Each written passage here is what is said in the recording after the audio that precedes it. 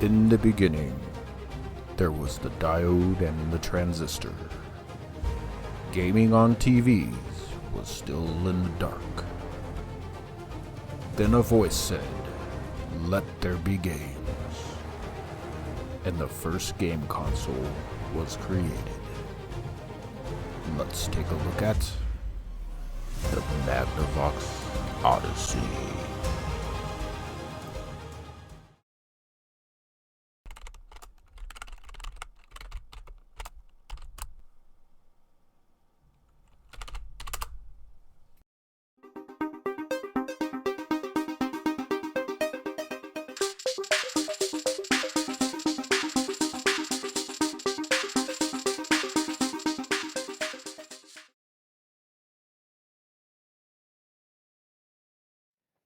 What's up guys, Retro Gamer Gen X back with another look at video. And in today's look at video, we're going to travel way back into time, back to 1972 and check out the Magnavox Odyssey. Yes, the grandfather of all video game consoles. This was the first video game console manufactured and basically sold to the home market. Now, just like all my other look ats, we're going to be checking out the history of the Magnavox Odyssey, what's inside of it, what basically makes it tick, and then I'll be putting commercials in between the segments. Although I couldn't find too many commercials, I'll be sticking some in as well. But unlike my other look-ats, I'm not going to do a 360 tour or any gameplay. I actually found a 1972 promotional film by Magnavox basically doing the same thing, just showing where all the ports are, how to use it, and it has some gameplay in there as well. And I figured you guys would probably like to go back in the time to see how that does. It even shows you how to hook it up to a TV and everything. So pretty cool. And at the end of the video, guys, I always do the conclusion where I give my thoughts and opinions about the console itself. So without further ado, let's go ahead and take a look, guys. Magnavox presents Odyssey, the electronic game of the future. Odyssey easily attaches to any brand TV, black and white or color, to create a closed-circuit electronic playground. Odyssey gives you all the exciting action of hockey and 11 other challenging play and learning games for the entire family. Odyssey, a new dimension for your television. Now at your Magnavox dealer. He's listed in the yellow pages. The story of the Magnavox Odyssey starts in the 1950s. Ralph Baer was working for Loral Electronics, a military contractor. He had been tasked with engineering a new television set.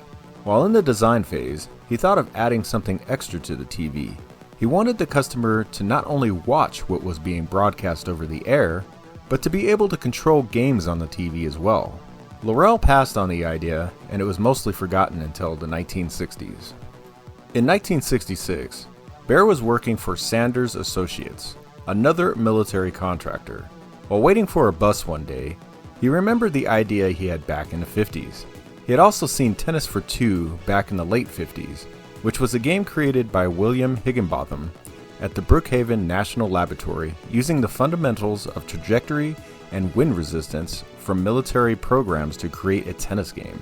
The next day, he wrote a 4-page proposal for a game box that would connect to a TV at a sale price of $25.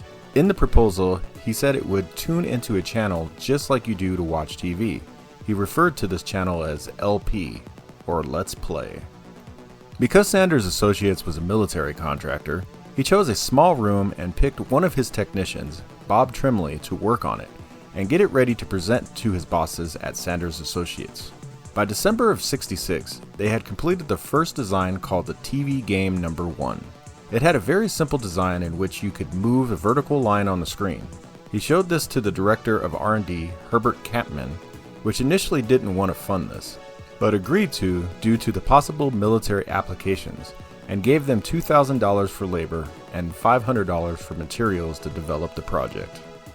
Baer worked on the project, designed more prototypes, and by February of '67, he assigned another technician, Bill Harrison, the task of building it.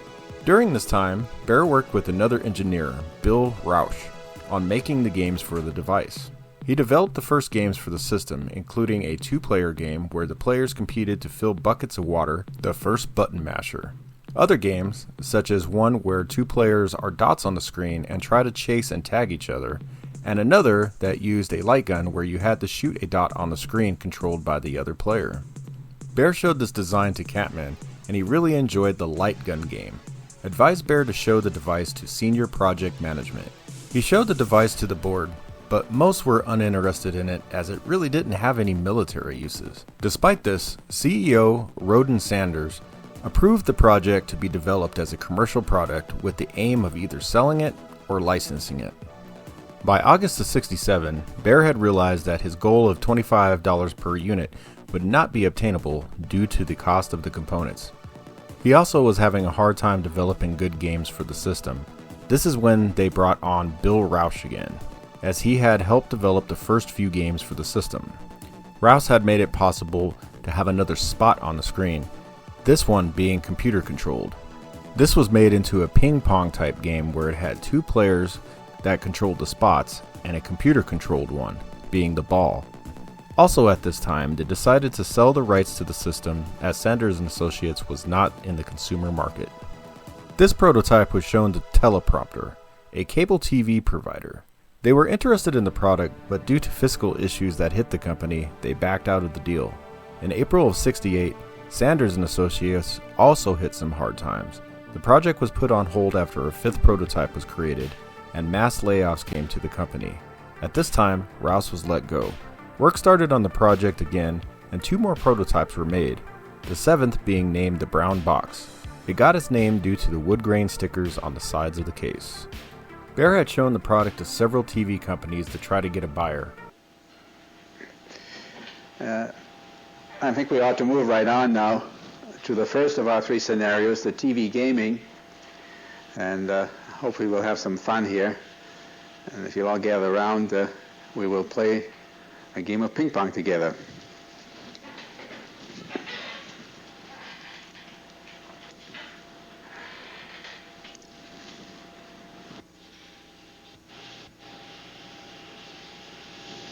Well, here we are, playing ping pong when we ought to be working. Here's our ball volleying back and forth, one free ball plus one net, courtesy of the local CATV station. Here's my partner Bill, and we're going to play ping pong for you in a minute, but before we do, I'd like to show you the controls that we're using, which are part of the plug-in module, the ping pong plug-in module, gaming plug-in module of the all-purpose box we talked about earlier. There is a horizontal knob here, as you can see, which, when I twiddle it, moves my paddle from left to right. There's a vertical control, which moves my paddle up and down. Finally, there's an English knob, which allows me to put curves on the ball, control the vertical position of the ball as it leaves my paddle. Whenever I intercept the ball, if I don't miss it, and bat it back at my opponent, I have control over the ball's vertical position, and that's what the English knob is for. And watch me fake him out in a minute. There's another control here, a serve knob, which puts the ball into play, serves it from my side if it's out of play, on my position, if it should go out of play. In Bill's position, he's got the same kind of a button right here. He pushes it, and the ball comes in from that side. Ready? It's on your side. It's on my side? Okay, let's go. Let me move away from the net a bit. Here we go. A one, a two, a three, and down I go. And up I go, and down I go. Now watch me fake him up. I didn't do it. I did it this time. Okay. Whoops. 1, 2. You want to score, Bill? Sure. Okay, 1-0. Here we go. Up and down and up. He's getting tricky. Missed it. 1 up. Keep it on the table, Bear. Here we go. Fake you out again. 2 to 1. We'll play up to 5. Huh? Good show. Get closer to the net. Make it a little faster. Up. 2 up. Missed it again. 3 to 2. I guess that makes it count of 5. Huh? Okay. Who else would like to play? Why don't you come on and play the game against my evil partner here? RCA was interested in the product, but an agreement could not be reached and the deal didn't go through. About this time, Bill Enders left RCA for Magnavox. Magnavox had seen the console before but declined to buy it. Enders convinced them to take another look at it in July of '69. The executives at Magnavox still weren't impressed with the product, but Vice President of Magnavox Console Product Planning, Jerry Martin, by the way, console meaning console TVs, liked the idea and agreed to produce the console. This might be where the origin of the monkier video game console came from. Negotiations went on for a couple years and they finally signed a deal in January of 1971. George Kenton of Magnavox turned the prototype into a final product that was sold to consumers. He had designed the case and re-engineered the internal components of the system. To save costs, they took away the color display and made it black and white. They also got rid of all the controllers except for the 3-dial analog controller. Also, instead of using a dial on the console to select games, they came up with the games card that would be inserted into the machine to select the game you wanted to play. They also decided to go with DTL logic instead of ICs to save cost. At the time, ICs were still more expensive than individual components. Magnavox first named the console Skillovision, but by its release it was renamed the Odyssey. The rifle was to be sold as an add-on for the system with the rifle game card Shooting Gallery. They also included board-type games to the product to enhance the games themselves. Bear was not a fan of the board game pieces such as the dice, chips, cards, and plastic overlays, but Magnavox now owned the rights and felt this added to the games. With the new additions, it raised the price of the console up to $99 per unit. The console was unveiled during playtests in LA and Grand Rapids, Michigan, and demoed to dealers in Las Vegas in May of 1972. The console was publicly unveiled at the Tavern of Green in New York on May 22, 1972, which Magnavox announced the launch date of September of '72. This was the day that Nolan Bushnell saw the Odyssey and came up with the idea of Pong. The sales would be restricted to just 18 dealers in major metropolitan areas. It was demonstrated for the next few months at dealers until the launch. The Odyssey launched in mid-September of 1972 with an initial order of 50,000 units until manufacturing ramped up. All the consoles would be sold at Magnavox dealers.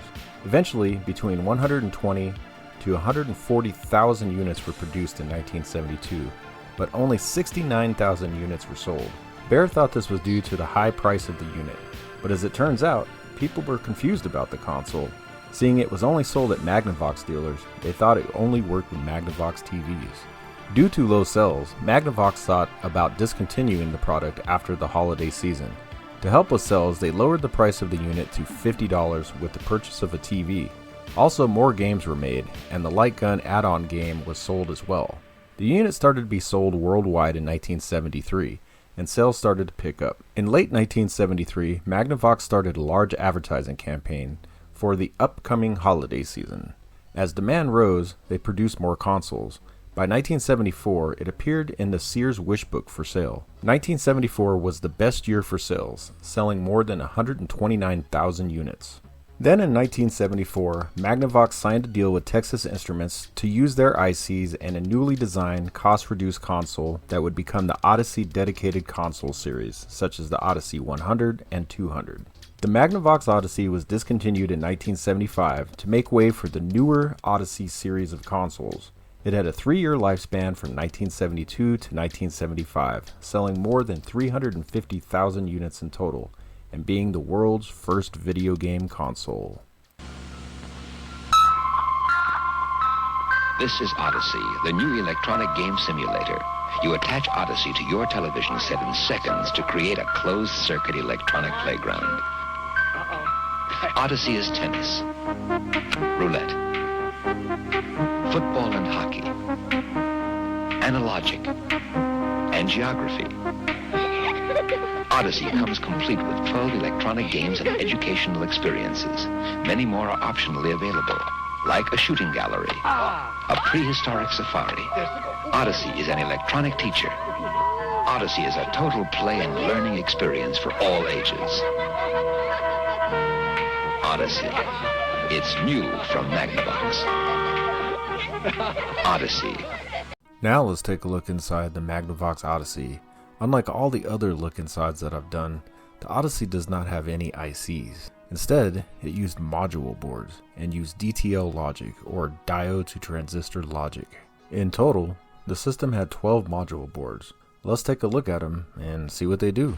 The first one we'll look at is the spot generator module. The system had 4 of these, one for each player, the ball, and the divider in the middle of the screen. They produced a video signal of a rectangle, which could be adjusted for width, height, location, and brightness with potentiometers on the main board. The next is the flip-flop module. The system had 2 of these to control the horizontal and vertical direction of the ball, basically the English of the ball. The other was to control the direction of the bounce of the ball. Then there's the gate matrix module. This was used to control the visibility of the player or ball if a collision happened. So this is basically the collision detector. Collisions occurred between the ball and the player, player to player, and between the ball and the center line. Then we have the horizontal and vertical sync generator, each having its own module. These control the horizontal and vertical sync of the video signal. Next we have the summer module. This module combines all the different video signals such as the player, the ball, middle line, vertical and horizontal syncs, and make a composite signal that would then go to the RF modulation modules. And that brings us to what's under the RF shield. There are 2 more modules, the first being the RF oscillator.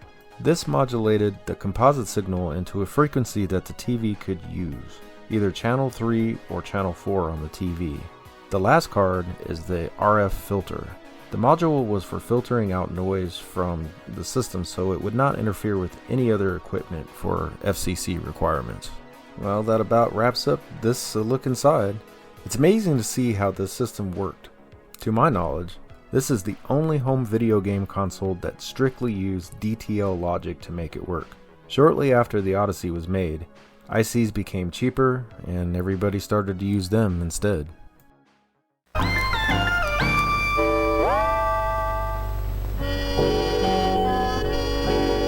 What does your family do on those stay indoors rainy afternoons or on those cold, blustery winter days?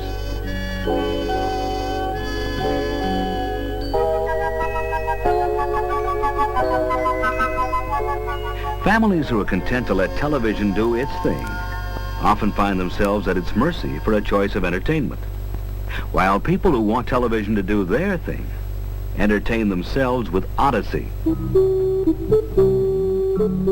the electronic game of the future, and the family's best foul-weather friend.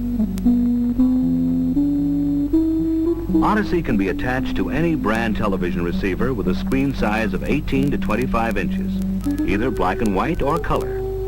And an ordinary screwdriver is the only tool needed to attach this Odyssey antenna game switch to the antenna terminals on the back of the television set.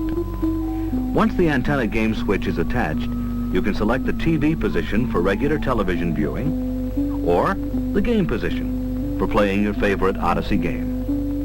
Odyssey is played through an unused VHF channel of your television set and operates on 6 common-size C-cell batteries which come packed with the unit. Simply connect the game cord to the antenna game switch on the back of the set and to the master control unit. And plug the player control unit cords into their respective sockets on the master unit. And your Odyssey is ready to begin entertaining your family. Each Odyssey game uses one of these special game cards, which plug into a slot at the front of the master control unit. The game cards activate lights on your television screen that bounce, float, or extinguish on contact, depending upon the particular game you've chosen to play. For example, to play Odyssey Tennis, you insert game card number 3 into the master unit. This activates 3 lights, 2 representing the players and 1 representing the ball. Press the special tennis game overlay into position on the television screen, and you're ready to begin an exciting, fast-paced tennis game. The horizontal knob on the left side of each player control unit allows you to move your player light in a left to right or right to left direction. The vertical knob on the right side of each player control unit lets you move your player light in an up and down direction. And the reset buttons on top of each player control unit bring the ball back into play should it happen to go off the court. After you've learned the basics of the game, you can increase the challenge of Odyssey Tennis by increasing or decreasing the speed of the tennis ball with a special speed control on the back of the master unit. And when you want to razzle-dazzle your opponent into submission, A special English control, which fits inside the horizontal knob, will make that tennis ball do everything but stand up and talk.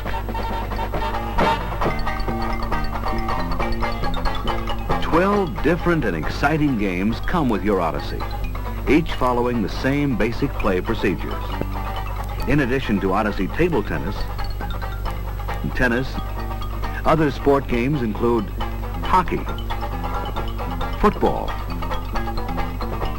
and skiing. For the youngsters in the family, there's cat and mouse, haunted house, and Simon Says. Rounding out your Odyssey game series are such challengers as Submarine, Roulette, Analogic, and Geography. Each Odyssey game comes complete with all equipment necessary for play, whether it's one of the 12 standard games or one of several optional games, which include a special shooting gallery, complete with gun and 4 target overlays. Depending on your hunting skills, you can choose between sitting or moving targets. Also available as an option is this special organizer case with separate compartments designed to hold all games and equipment. It makes setup a breeze and storage or moving of your Odyssey unit sheer pleasure. Odyssey can be many things to your family: fun, excitement, entertainment, challenge, and education. Why not take one home with you today? It's available only from the Magnavox salesman in the store. Odyssey, the electronic game of the future that lets you do your own thing on television, and only from Magnavox.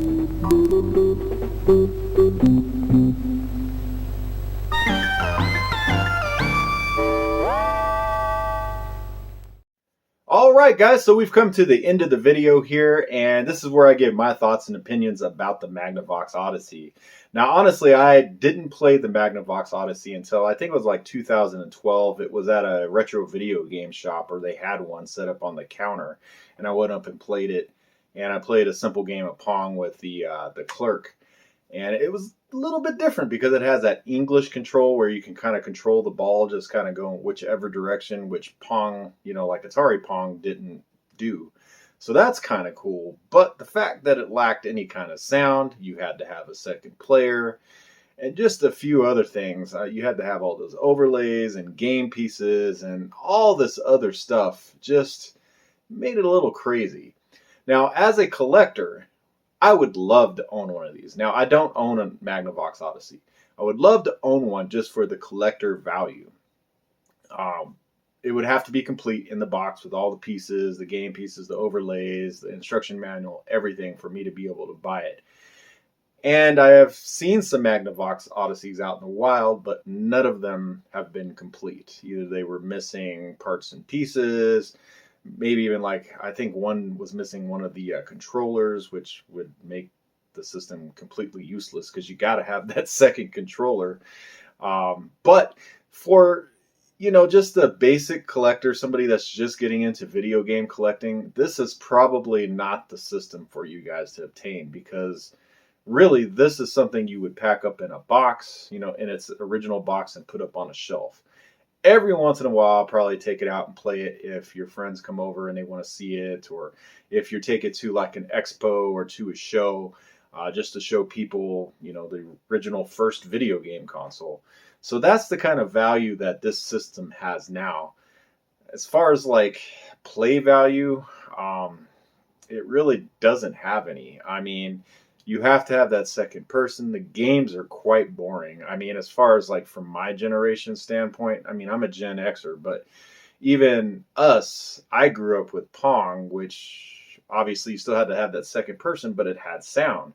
Also, Super Pong had color. And then we got into the Atari 2600, where we had the programmable cartridges, where you put a different cartridge in for different games, and you could play different games and things. So we kind of got accustomed to that type of thing. So really, this game system is really the first, and it is the one that started everything, and everything kind of just went from there. However, like I said, if you are a collector, this might not be the system for you unless you find it complete and Because really, without all the game pieces, the overlays, the dice, the chips, everything that goes with it, it would just kind of be pointless to have. Kind of cool to put up on the shelf and say, hey, I got the Magnavox Odyssey, but I can't even play it because I don't have the pieces, So if you guys do plan on getting this console, make sure it has all the pieces, because if you don't have the pieces, you're going to have to try to find them on Fleabay or eBay. I call it Fleabay. Because there's a lot of flea bag sellers on that who like to overprice everything. It's just ridiculous, the prices on eBay for stuff nowadays. But I mean, I remember like a few months back, I was looking for an Odyssey, and I saw just like the poker chips, those chips that came with it. A guy wanted $75 for the chips. It was a complete set of chips, but $75 for the chips, little plastic poker chips? No, I don't think so. That's not going to happen. So it just kind of goes to show you, just be fully prepared if you decide to go ahead and collect the system, that you want to buy it absolutely complete. Because if you do, you're going to have a heck of a time trying to find everything that you need for it. But the system itself is kind of cool. Don't get me wrong. I mean, it really is the first Pong system. Atari kind of copied it. We all know Nolan Bushnell saw the actual Odyssey at that expo and decided, hey, why don't we just make our own kind of Pong console, that kind of thing. So it really did revolutionize video games and started putting it in the forefront in people's houses, so people knew that these electronic games could be possible. So it definitely deserves its point in history. But like I said, for a collector, it's really up to you what you wanted to do. Like I said, if I ended up getting one, it would pretty much just be a shelf piece, unless I took it to like some shows or expos or something like that to show it off to people. So, well, with that being said, guys, I am going to go ahead and get out of here. But I wanted to thank all my subscribers, all my viewers. If you haven't subscribed, go ahead and click that subscribe button. If you like the content, click that like button. Also, click that little bell as well. That way you get notifications every time I drop new content like this, guys. So, I'm going to go ahead and get out of here. You guys have a great one. Peace out, y'all. Game over, man. It's game over.